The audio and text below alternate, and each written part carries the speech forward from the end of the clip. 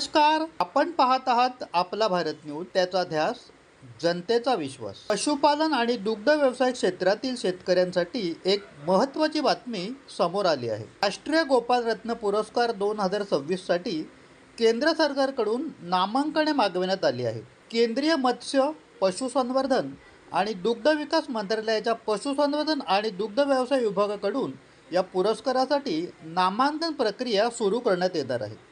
देशातील देशी गोवंश जातीचे संवर्धन आणि विकासाला प्रोत्साहन देणे तसेच दुग्ध व्यवसायात उल्लेखनीय काम करणाऱ्या शेतकरी आणि संस्थांना प्रोत्साहन देणे हा या पुरस्काराचा मुख्य उद्देश आहे. राष्ट्रीय गोकुळ मिशन अंतर्गत 2021 पासून राष्ट्रीय गोपाल रत्न पुरस्कार प्रदान केले जात आहेत. यंदा या पुरस्कारासाठी प्रमुख 3 श्रेणी निश्चित करण्यात आल्या आहेत.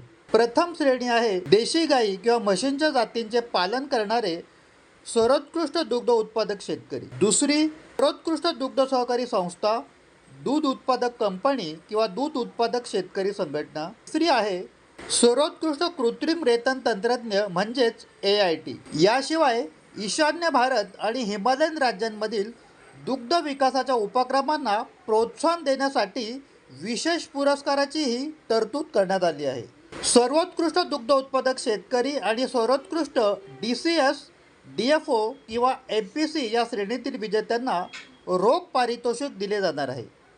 प्रथम क्रमांकासाठी तब्बल 5 लाख रुपये, द्वितीय क्रमांकासाठी 3 लाख रुपये, तृतीय क्रमांकासाठी 2 लाख रुपये दिले जाणार आहेत. तसेच ईशान्य प्रदेश किंवा हिमालयन राज्यांमधील विशेष पुरस्कार विजेत्यांना 2 लाख रुपयाचे रोख पारितोषिक दिले जाणार आहे. मात्र सर्वोत्कृष्ट कृत्रिम रेतन तंत्रज्ञ म्हणजेच AIT श्रेणीतील रोख पारितोषिक दिले जाणार नाही. या श्रेणीतील विजेत्यांना गुणवत्ता प्रमाणपत्र आणि स्मृतिचिन्ह प्रदान करण्यात येणार आहे. राष्ट्रीय गोपाल रत्न पुरस्कार 2026 साठी नामांकने केवळ ऑनलाईन पद्धतीने स्वीकारली जाणार आहेत.